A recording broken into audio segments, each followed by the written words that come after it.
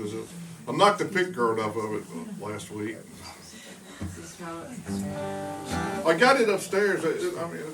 That's how Willie's went though. My black guitar, I've got a little quarter-size guitar that has a big hole in it right here from where I have really bad technique. What I am is a really bad bluegrass player because I'm sloppy, and that's a cardinal sin in bluegrass. That's what it is. My name's Jeff Wall. I'm originally from Lebanon, Tennessee, about 30 years east of Nashville. I live in Winston-Salem, North Carolina now. You may be wondering, why Big Dumb Hick? I mean, actually, you probably aren't really wondering why that. But if you look up Jeff Wall on the internet, there's a whole bunch of them. There's a famous Canadian photographer named Jeff Wall. And if you look up Jeff Wall musician, there's a British Columbia based musician named Jeff Wall, singer-songwriter guy. And so I'm like, how do I stand out from these guys? And for some reason, I decided to start using the name Big Dumb Hick. And there's only one of those, you know. So I'm on the internet. You can find me at bigdumbhick.com. But don't misspell that. I'm told that man's gifted in a way in which I'm not. I don't know what that means, but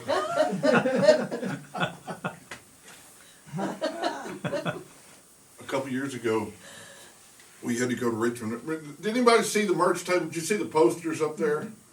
That was drawn by a friend of mine named Wes Freed. Wes was a great folk art style artist, and he did all the cover work for the Drive-By Truckers, a band out of Athens or Muscle Shoals, depending upon what day it is. And we were friends, but Wes had this magical quality where he could make everybody feel like they were his best friend, where he made everybody feel special. And I hadn't seen him in a number of years, probably 10 years, I'm not sure. And I asked him if he'd do a poster for me. He'd done one before years ago. He said, sure. You know, and he says, I'll only charge you the friends and family rate, which meant he's only going to stick the tip in. But, you know, it was still a very realistic price. You know, it was very favorable. And so we went up there to go pick him up and to have dinner with him. And it was a great time. We'd stayed in touch all these years through the internet, you know, regularly insulting each other, which is how men show affection. You know, we're not allowed to show affection or emotions. And the way we do that is by insulting someone to let them know that we care. You know, that's just how it works. And we had dinner, and it was a great thing. And I did not realize that would be the last time I would get to see Wes. He passed away unexpectedly about a year ago. And so the whole moral of this story is to make sure you tell your friends you love them every chance you get, because you never know when it will be the last time you see them. Now that I've bummed you out, on the way home, we got caught in the last snowstorm of the year, and we had to stop and get a hotel room in Virginia, and in Snow Hill, or I can't remember, South Hill, Virginia, which is not hell, but you have to drive through South Hill to get to hell. It's and we got a hotel room because my wife was concerned about me driving off in a ditch and killing all of us, and I'm like, no, just like. But I've learned to say yes, dear, a lot. You know, that's one of the keys to making a marriage work, is just being able to say yes, dear, without rolling your eyes. That's the hard part. It's not. Try not to roll your eyes when you do it. So we got a hotel room, and the next morning we get up, and I'm bouncing around trying to find my missing boot, because I was pretty sure I wore 2 the night before. You know, and she's got all 10 of her suitcases lined up by the door. She only brought 10 because we was only going to stay out overnight. You know, and I think I had everything I needed in a Walmart grocery bag, and I could have stayed out probably a month with that. And I'm bouncing around trying to find my stuff. She looks at me, she says, honey, what time is it? I said, I don't know, it's about 10:30. And she said, what time's checkout time? I said, checkout time's at 11. She said, okay. A few minutes later, she said, honey, what time is it? I roll my eyes. Thankfully, she didn't hear this. And I said, I don't know, at 10:40. She said, what time's checkout time? I said, checkout time's at 11. Okay. I'm still bouncing around trying to find my stuff, and she's looking at me like I'm an idiot. And one more time, honey, what time it is? And I snapped. I shouldn't have done it, but I'd snapped. I said, it doesn't matter what time it is. You know, I've been thrown out of several hotel rooms in my life, but I've never been thrown out of one for checking out late. We get out of here when we get out of here. My wife did not want to hear this. All right. My wife is one of those strange people that you may have heard of. They're called rule followers. They think that rules and laws exist so that people can live together in harmony. You know, and I'm like, she's an ask for permission person. I am not. I'm an ask for forgiveness person. And I think that rules and laws exist for stupid people that don't know how to act. You know, and they need somebody to tell them. Because there's a little conflict in her life. She looks at me, she says, you know, if we're supposed to be out here by 11, we need to be out here by 11. There's probably somebody waiting to clean this room, and us making them wait is just rude. And we should not be rude. And I'm like, yes, dear. Then she says, what time is it? I had this song written by the time we got to the car.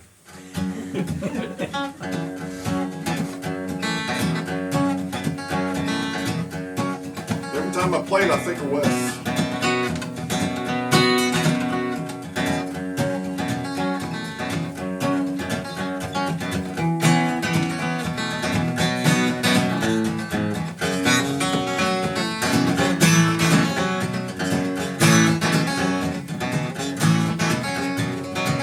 Boots with my keys, with a bottle of relief,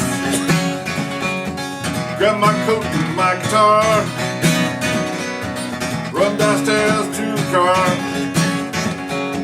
Time's now 10:57, check out times at 11.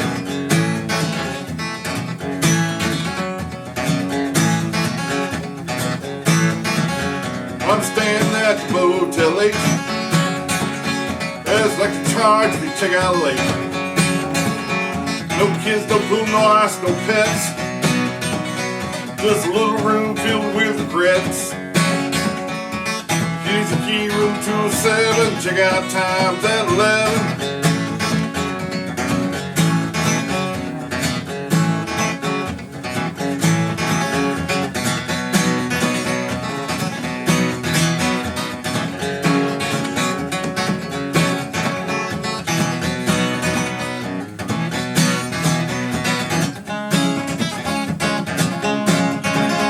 I played a club just up the street,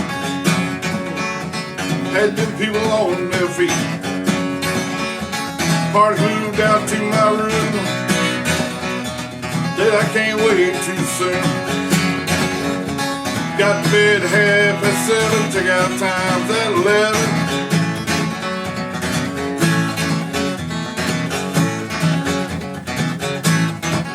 There's an angel laying next to me, sweetest thing I've ever seen. Get the cab, take it back to heaven. Check out time is at 11.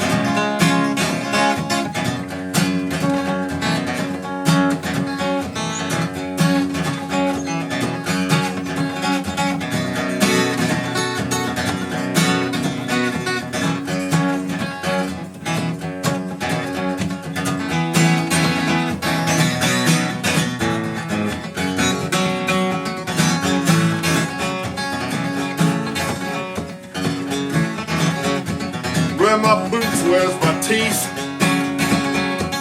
With a bottle of relief. Grab my hat and my guitar, run downstairs to the car. Time's now 10:57, check out times at 11.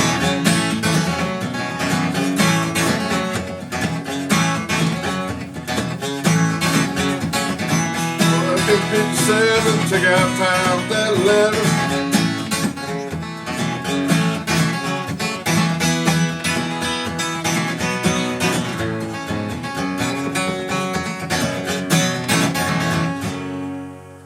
All right.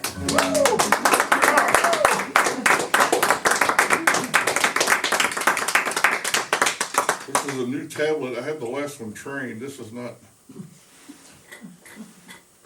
Uh-oh, here's where I get in trouble.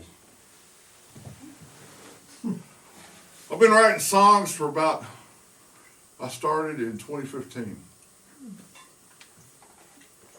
Well, I just played covers, either, you know, biker bars with somebody. I had a partner that we played out as the Hillbilly Love Gods.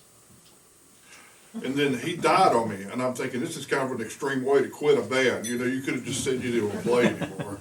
You'd have to just die. But that's what he did. And I quit playing out for a while. And I go to bluegrass festivals. I learned to play mostly playing around campfires at bluegrass festivals. And but I got tricked into writing a song, and I liked it. And there's this monthly thing that a guy named Steve Wineski put on where we live called The Shuffle. And what it was is it was just this little showcase where you could do original music. And so if I wanted to keep participating in that, I had to write songs. But I don't think in rhyme and meter. I don't know how to, I didn't know how to do that. I think more in obscenities and profanities. I have a pornographic memory is what I have.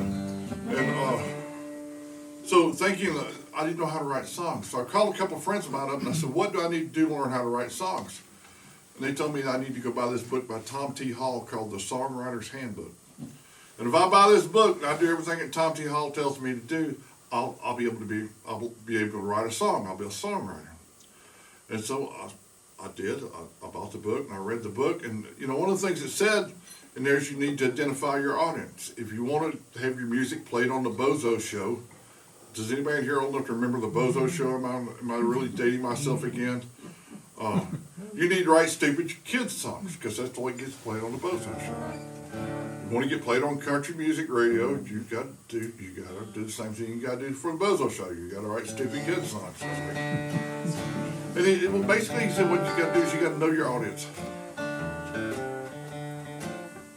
Like Taylor Swift has identified her audience. Her audience is high school girls who are heartbroken because the football player they have a crush on is dating the cheerleader just because she has bigger boobs. And those young girls, they love Taylor Swift, and they give her all their money. And I'm like, I want somebody to love me and give me all their money too, you know. So I'm at a gig one night, and I'm trying to figure out who are my people. And I look out in the audience, and I see my audience fits right there between AARP and Medicare. I'm not telling you which one of them I'm closer to. But I smell this peculiar odor, kind of like Big Gay and potted grit mixed together. And I'm thinking, what can I write that these people can identify with? And this popped in my head, so y'all can blame Tom T. Hall for this, all right?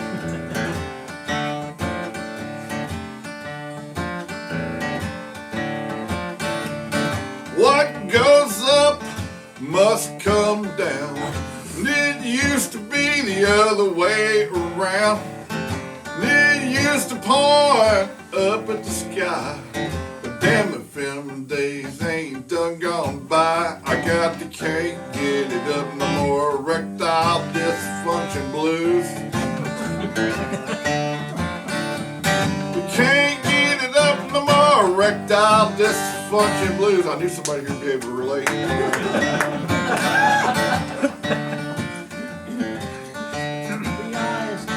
When I was young, I was mighty strong.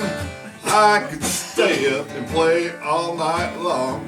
What I did all night now takes all day. I got the balls, but the bat won't play. I got the can't get it up no more. Erectile dysfunction blues. Top T said to write what you know. We can't get it up no more. Erectile dysfunction blues.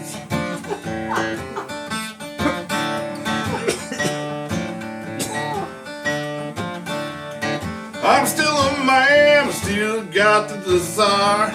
I got me some duct, I got some baling wire. And I'm gonna love you the best that I can. I hope once is enough, I can't do this again. Got the can't get it up no more. Erectile dysfunction blues.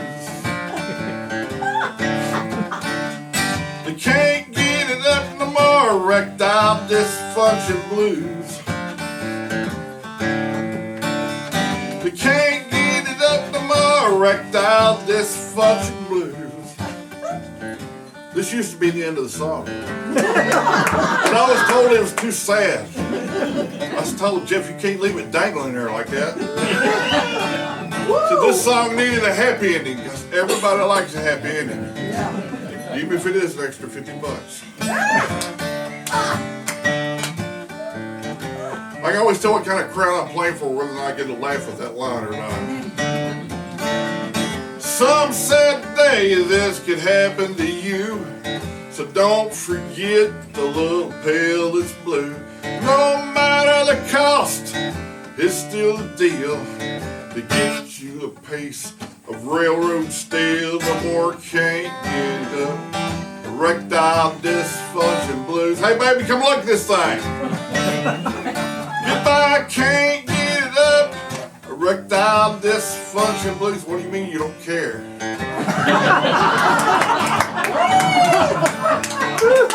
I got lead in my pencil, but nobody wants a postcard anymore.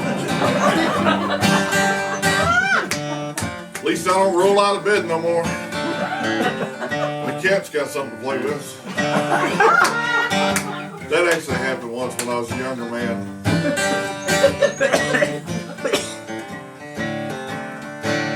I figured out real quick where the word catapult come from too.